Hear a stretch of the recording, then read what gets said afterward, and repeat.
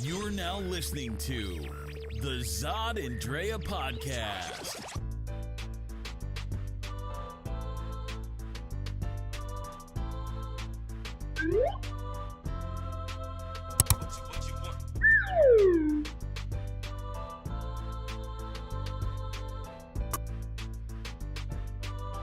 Welcome to the new Zod and Drea podcast. How are you guys doing? Brand spanking new. Brand new. This is episode number 122, and we are definitely in the middle of season 3. So we hope you are all having a great week so far. Look, it's been, again, another nonstop week, but it's been really great. Yeah, we never get any sleep on the weekends anymore, now that we have our That doesn't nonprofit happen. and everything. But, we're trying to plan something, something to go somewhere, even just a small staycase somewhere, just to try to get out. I think that would be good for everybody. Right. And, of course, we're going to take you with us. Yeah, like, even if we go, it doesn't matter where we're going to be. I mean, we've recorded in airports before, so, it doesn't matter. The podcast never stop. And it's really easy to do nowadays with all the technology, so we can make sure that you are always up to date on everything that we're doing, but also try to bring subjects that we feel that you will be interested in.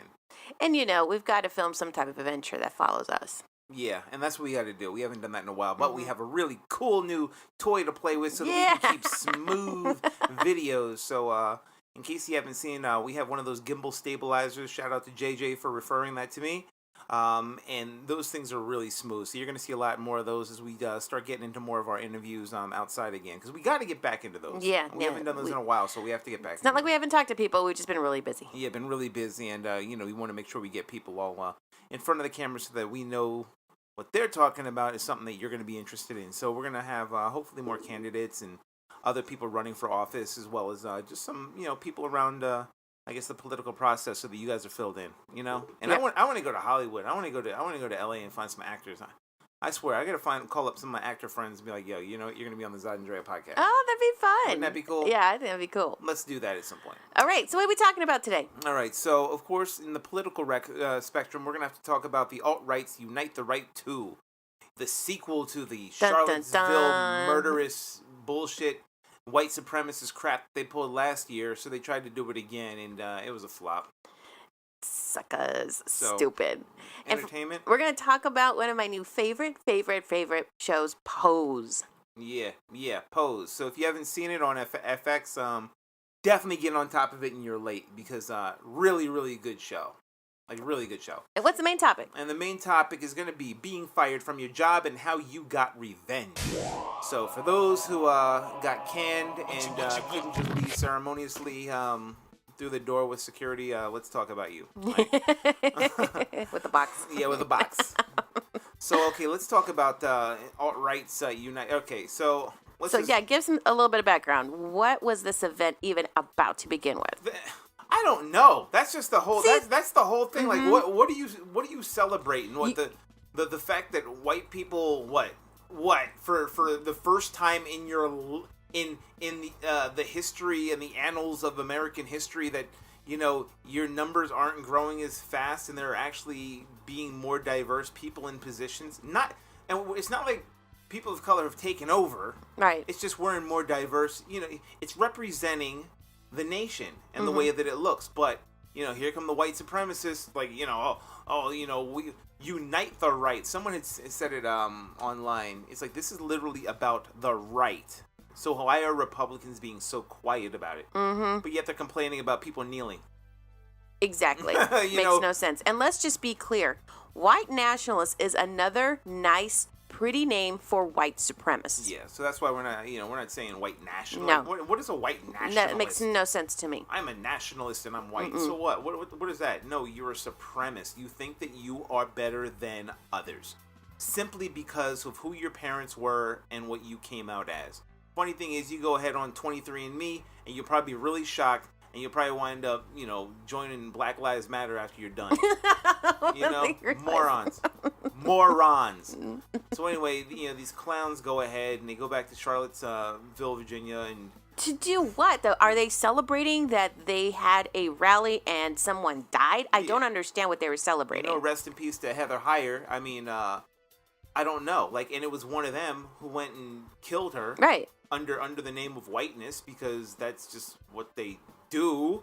You know, sitting there ramming people and killing them because somebody didn't hear their point of view, which is, we should be out there, and why are all these jobs being taken by us by people of color? We can't get to college. You know, we can't. You know, they just replaced a white. I mean, to even try to think that you like a person of color replaced a white person is so assuming that that's a supremacist mind frame.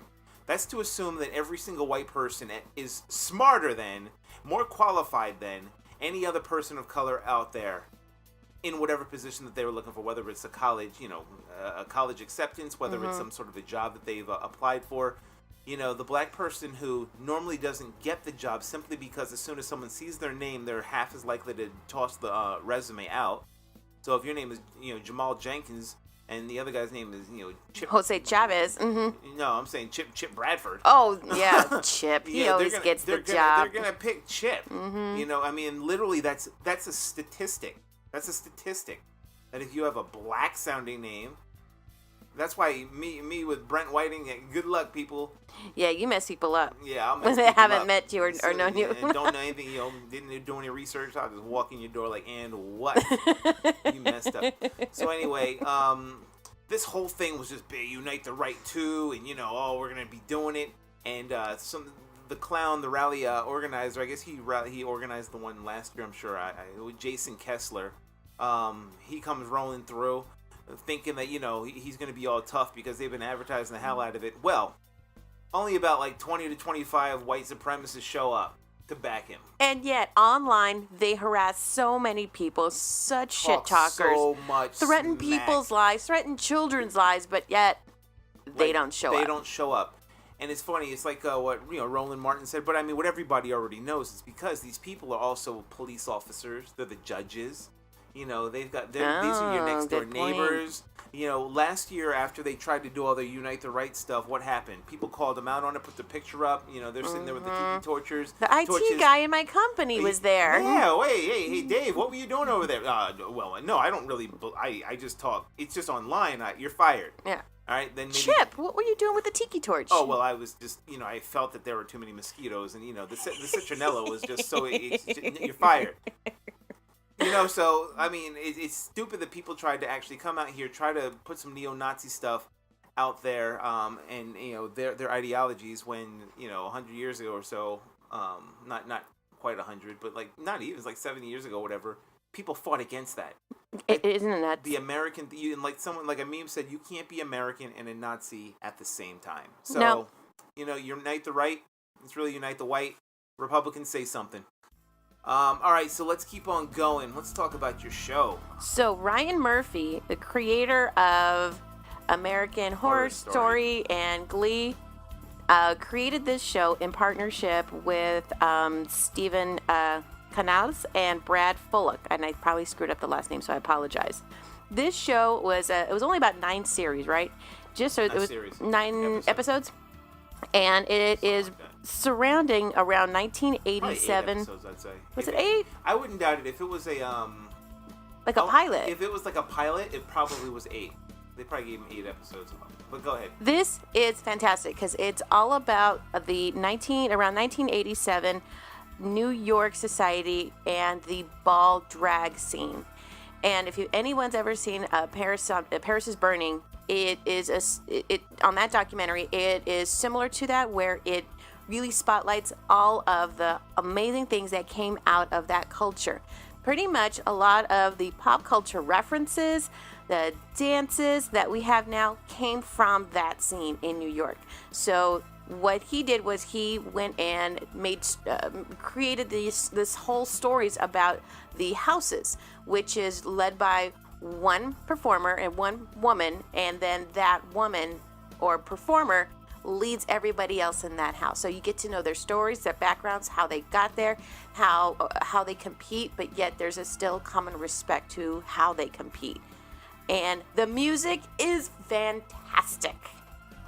Like, I mean, I want to like go a little bit more deeper into what Pose is. Like, I mean, it sounds what it is, Pose, and it literally is. I mean, if you see somebody like Madonna, you remember Vogue, and you see some of these other people, they were literally, it was gentrification of, it was Right, pretty let's much get really down to it. It was cultural appropriation of the scene. What this whole story was it was based pretty much on one on a lot of it really it was on the transgendered community. And so a lot of the transgendered would wind up having their own houses. So the house would consist of their own children. They were the mothers, and then they had children. The children would also be competing in these balls. They call balls. That's what I forgot to say. The balls. Yeah, and they're balls. So each house, like one of them was House of Evangelista. And what was Extravaganza. Yeah, the Extravaganza, House of Extravaganza, and they, so Blanca was like one of the main characters, who had she was of Electra Abundance.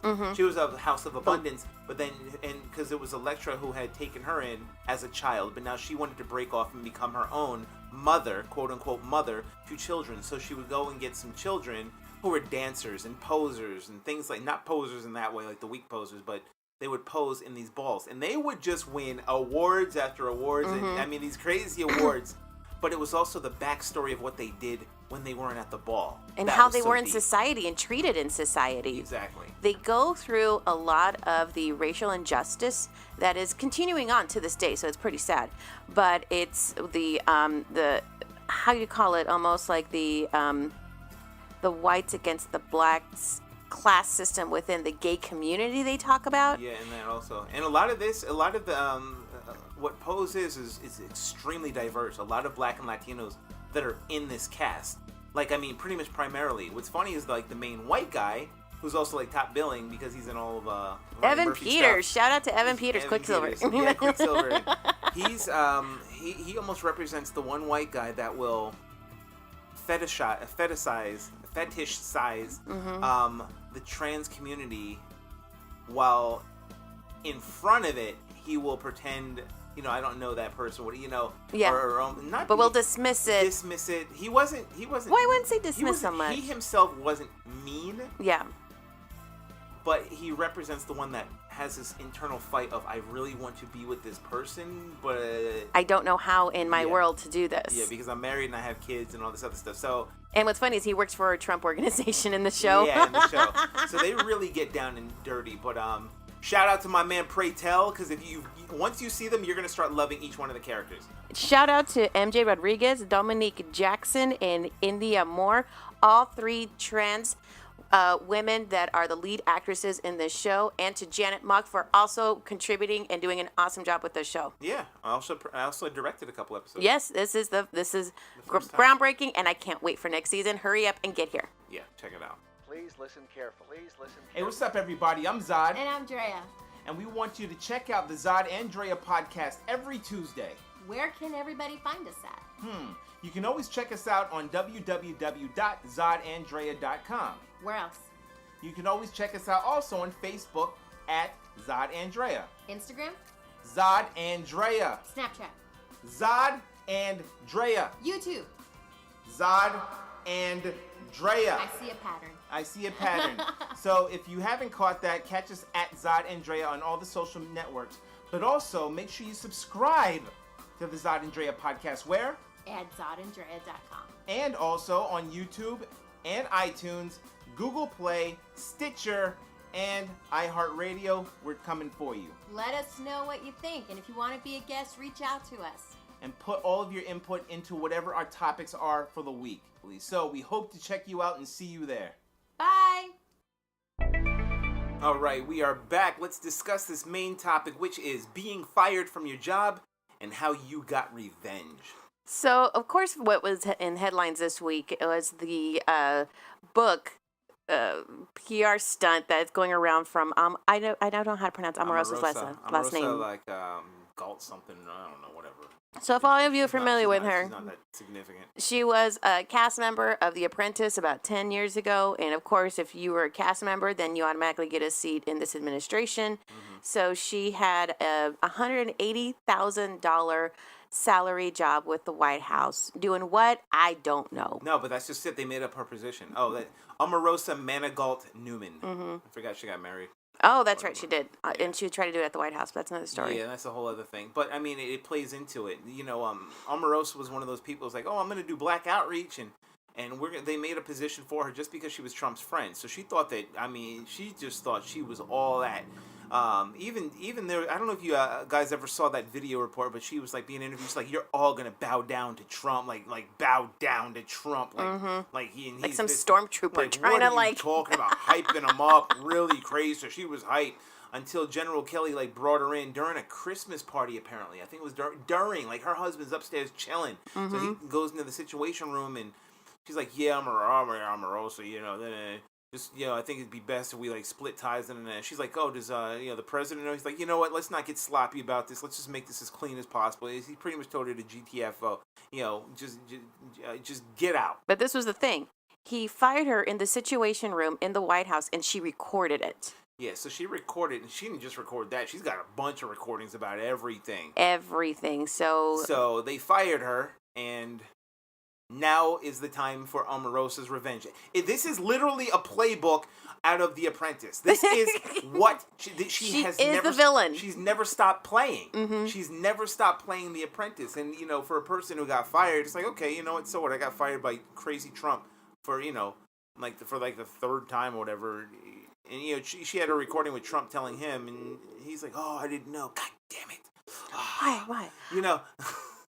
It was I'd love for you to stay or something like that. Yeah, like I don't love this. I don't think that. Yeah, I don't love this at all. It's like, shut up. like, dude, you knew she was getting canned. You just didn't want to do it. He never fires anybody. No, and that's just it. He doesn't fire anybody. But her revenge then, just like Comey, and I don't think you say Comey, but it's like, you know what? I'm free of these shackles. Even though hers were shackles that she put on together, put on her by herself. But like James Coney, they went out buying books, writing books. They write the book. It's like, you know what? You're fired. I'm free from this. I got no strings on me. They became Ultron, and then they were able to write books. Get their minions together. Yep, get all and the wreak minions. havoc. On the Avengers. So it's like that's what people do sometimes. It's like, what do you do to get revenge? So now we're in the middle of the Omarosa stunt and about her book, but now she has recordings, and if she's gonna play this just like she did as a villain on the Trump TV show, it's gonna get really interesting really fast. So stay tuned for that. But that's something that people would do for revenge. You know what? Have you done anything? Let me ask you. Have you done anything? I've only been let go once in my whole career, and no, I didn't really do anything like right afterwards because I kind of knew that my time was up anyways, and it was just with an organization that I just wasn't feeling, and they kind of saw through that. It wasn't really worth my time. But I always think though, no matter what, success is always the best revenge. See, that's what I believe in that too, and it's funny. I was reading Jet magazine once. This is way back. Jet magazine. When it was a little. Oh yeah, the little Jet, but it was a lot thicker than it is now. It's whack now. I don't think page 43 even has the Jet Beauty of the Week anymore. They're weak. No. Yeah, I know. Rest in peace. But it was Vanessa Williams. Vanessa Williams after her whole scandal. So we're talking about this is how long it was. Mid-80s. So we're talking how long ago this was. But the one thing that she had said was success is the best revenge. And I'm like, you know what? That always stuck with me. And I think the same thing. There was a person who had worked with Cane's Chicken. Oh my gosh, I'm looking at the same one. Cane's Chicken, and they wound up getting canned. So it's like, okay, can they just go out like that? Let's just be out. So Cane's is obviously very famous for the fried chicken and their secret recipe. Well, this person who was Janny, are you okay? You can't help but sing the song. That's her name. Yeah, that's her name.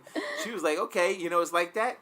So she went and put the formula to the secret recipe for Cane's on Twitter.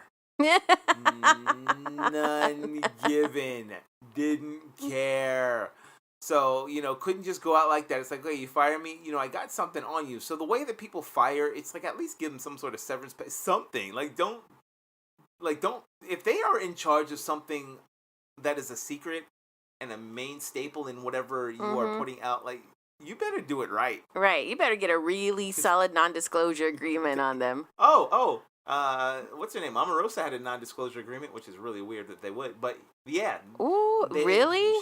Come to find out, and Trump even confirmed that people going to the White House, they have an NDA that they have to sign.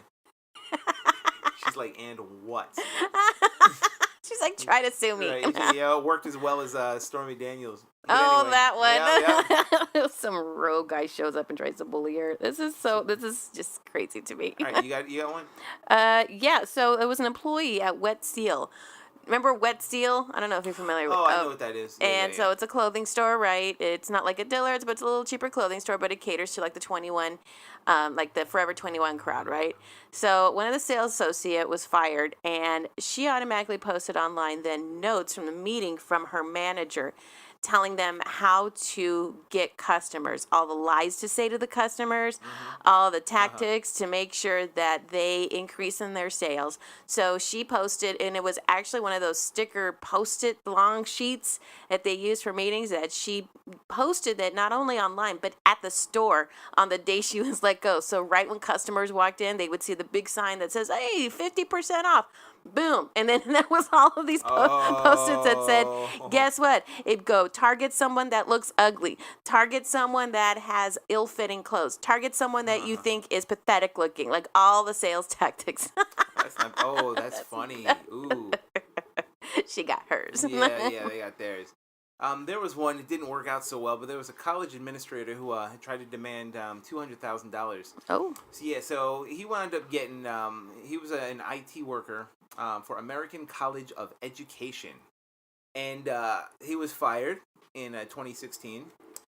And they fired him because I guess he was supposed to relocate to Indianapolis. And I guess he was like, screw it, I'm not relocating anywhere. So they were like, okay, you're fired. No big deal. And he was saying that this boss was racist and some other stuff, whatever. So he was the one that actually had the college's Google account. So he's the one who actually had all of the access to the email, like everything. So whenever they tried, so they had like all the applicants and everything else and all the course materials for the college's 2,000 students was stored in that account. So all of this. Well, that's stupid. Yeah, very dumb. Mm-hmm. How you can have one person doing that? Anyway, whenever they tried to contact him because he had changed the password to them, it would he would refer them to his lawyer. So he told them, you know what, you give me $200,000 because of racial discrimination, and then I'll give you your password back. So he was not the smartest move. I don't even know what lawyer was like, yeah, you know what, I got a good idea.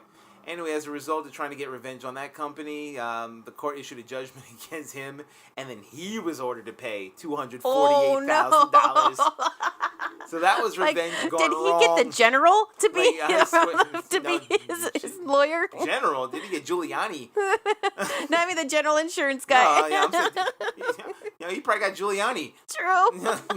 Giuliani is, man. He's the worst. Mm-mm. So anyway, that was a good one. I got one from an employee. Again, another fast food place, which makes me question going to fast food. Those fries might taste extra salty for a reason. For a reason. So this McDonald's employee was fired, and the last day, the day he was told he was fired, I guess, he goes and posts on social media the ice cream machine trays that are in like those. So you get those awesome, like, well, I can't because I can't drink milk, but the soft serve cones and those McFlurries and pretty much anything that has a soft serve in its desserts that people go nuts for at McDonald's. He then put online the disgusting trays that they sit it in this one. Oh, I saw that. Yeah, they just got, yeah. Yeah, I mean, it's so disgusting. You got to Google it one day, and if you just want to get grossed out. So these trays are filled with the largest amounts of moss, I don't even know what this, algae, I don't know what this. Wait, those are the trays that were supposed to be where? Inside the ice cream machines. Yeah. They're inside. So this is exposure. Like those spores that are in these trays from all of the grossness in here, it's exposed when you are getting that. You know what it kind of reminds me of? You remember in the TV show Shameless, when Carl had to earn some money from his sister working in the restaurant. She said, you got to clean those disgusting trays, and they were stinking. And the oil. Yeah. And all the trays. I remember that. That's exactly what this looks like. That was probably Carl. So you all in the Midwest, 'cause I think this was in it was a Michigan McDonald's. y'all better probably got like a bout of diarrhea or some bout of salmonella that came up briefly, because this was discussing the show. So this report shows that ever since then, McDonald's has changed their policies. So this is funny because there's this dude named Juan Rodriguez. I guess he had worked for Marriott Hotels. Again, he was canned, and he was the one who was accessing all their computers systems. Like I'm telling you, you just don't do this anyway. So normally the rooms at the Marriott were listed for $159 to $499. Mm-hmm. So they told him, like, Juan, you're fired, but you better stay away from our systems. And then Juan's like, and what? Mm-hmm. So before you know it, he had hacked into their systems and the tariffs, and he changed all of the standard tariffs from $159 to $499 down to $12 to $59. So people were sitting there, booking the rooms for $12 a night, forever, how long they did, and it wound up resulting in a loss of more than $50,000. Good job, Juan. Like Juan Rodriguez, I don't know what he was doing, but Juan just made sure, screw you. So one of their hotels in Austria also suffered hacking issues when the guests were locked out of their room. So I don't know what Ron was doing, but he was found guilty and charged for his criminal activity. But, Juan did his thing. Juan Rodriguez. Okay, so if anything, corporations, you need to learn not to have the IT person or whomever in charge of your systems all in one place, only giving them access to the password. I mean, I hope you've learned from now. Yeah, don't do that. I mean, there's so many of them. Do you have one? No. I got one. So, man, I'm going to just read this one. This one's called, she posted boss's naked pictures on his wife's business Facebook page. No. Woo! No. So she got fired. A British woman, Kaylia Reed, shared naked pictures of her boss on his wife's company's Facebook page. Reed even tagged his boss's clients and... I'm going to tell you something. Dudes, when they say a woman scorned... dude... Hell hath no fury. Like, hell has nothing on her. Like, she's like, I have photos of you, dude, and you're going to can me? Like, seriously? So the company's like, please take down the images. And she's like, no. So, but later, I guess Facebook must have taken them down herself. But according to the report, she was given a conditional discharge or suspended sentence for 6 months. She was also ordered to pay a surcharge fee of $32 to the victim. Meanwhile, this guy's marriage is probably on the rocks. Who knows what happened? But, Kaylia Reed is no joke. No. No. And guys, be warned. And that's, again, so stupid. Typical, the boss. Yeah, typical and some boss. young But it's girl. the same thing. They will take a picture of you. See, guys will do the same thing. They'll take a picture of the girl naked, but they'll, lock it away in their phone or something, or who knows what. They're not going to share because, their hope is that they're going to get to smash it again. Women, you screw them once, they're like, I am releasing every receipt ever. You got any? So you didn't say, though, have you ever experienced anything? For me, no. It goes on the line. See, we only have a minute left, so unfortunately, I'm going to just make this for that minute.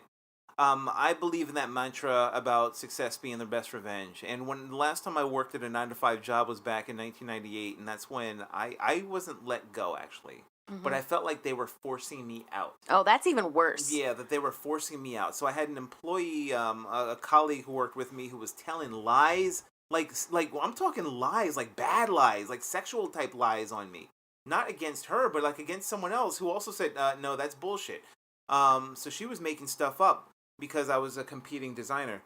But when it was time to leave, I took a week vacation, came back, put in my 2 weeks, and I had started Redline Designs. I had started my company at that point, and then my boss wasn't there the day that I was leaving, and I left a business card in his keyboard so that on Monday he would see it. But that was my way, because I was just like, man, you know what? I'm going to make this work, and, for 20-something years it's been working, so screw you! But, I mean, people will do that. Watch out for people that do that. We should make that a topic. People who will try to set you up at work in order to try to advance themselves.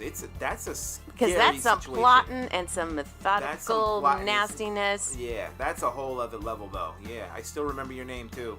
I should look her up. In fact, I did. She's on LinkedIn. Oh. Anyway, I'm stalker. sorry. Yeah, shit. I remember maybe 20 years ago, but I remember. Mm-hmm. But anyway, we want to make sure you check us out. Facebook.com, also Instagram, Snapchat. and all the other social medias that you can find. Make sure you check out Zod and Drea. And next episode, we'll be posting videos live too. Oh yeah, we'll be back to our live videos. So make sure you check that out. But if you haven't checked out our live video from last week's episode, so you'll be able to see what we are like behind the boards. All right, we'll talk to you later. Bye.